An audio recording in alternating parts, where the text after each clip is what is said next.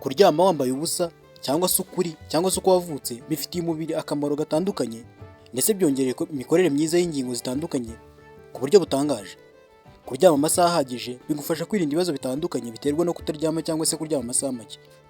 Kwiryamira uko wavutse byongera ibyishimo n'umutuzo, gutembera neza kw'amaraso mu mubiri no kugabanya ibyiyumviro byo kumera nabi, kimwe n'ibindi mimaro itandukanye tugiye kurebera hamwe. Dore imwe mu mimaro yo kuryama wambaye ubusa utaruzi.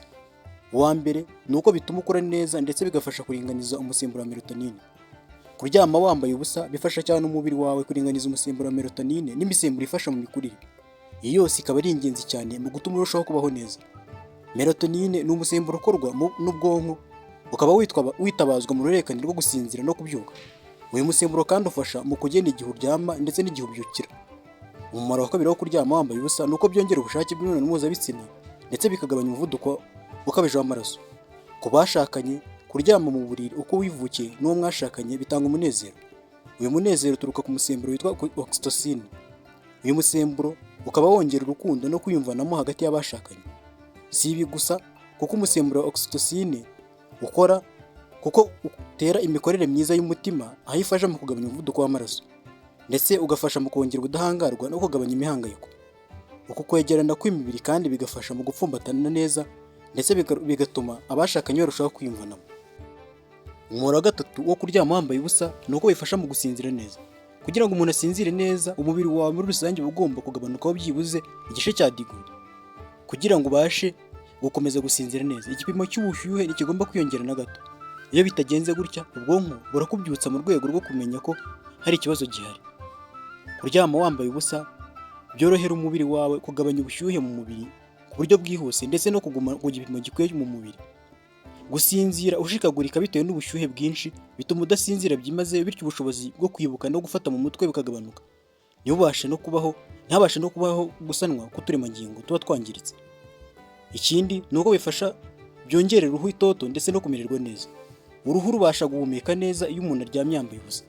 Bimwe mu bice by'umubiri biba byiriwe bitwikiriye bibasha kubona akanya noneho ko guhumeka no gukora neza. Ibi birinda indwara zimwe na zimwe zishobora guterwa n'iyororoka rya mikorobe muri iyo myanya aho uba wiriwe umuntu atwikiriye, kuko iyo hatwikuruye cyangwa se uryamye wambaye ubusa habasha guhumeka. Akandi kamaro ni uko bifitiye akamaro ku ntangangabo.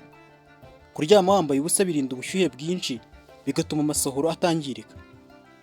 Ubushakashatsi bwakozwe bwerekana ko abagabo biryamira uko bavutse bigabanya urugero rwa 25% ibyago byo kugira ADN imeze nabi mu ntangangabo ugereranyije n'abarara bambaye.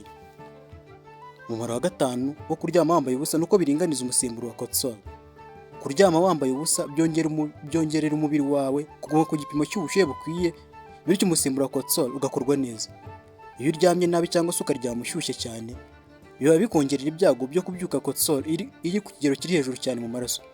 Ibi bitera kubyukana umunabi, kumva udatuje, kwirirwana umujinya, kwiyongera kw'ibiro ndetse n'ibindi bibazo biterwa n'igipimo kiri hejuru cya cortisol.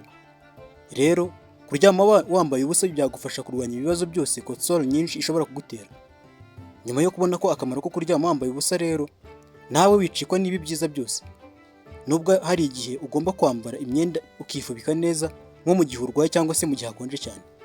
Naho mu gihe nta kindi kikubuza, nta mpamvu yo kutarara uko wavutse. Ngibyo ibyo wamenya ku byiza byo kuryama wambaye ubusa twagarutse muri kino kiganiro. Niba utarakora subscribe n'ugenda utayikoze, ukande like, usige comment, ukore na share nyinshi cyane. Tujye tubana buri munsi ibindi biganiro byiza. Njye nitwa Charles Gahigana. Hasta la vista.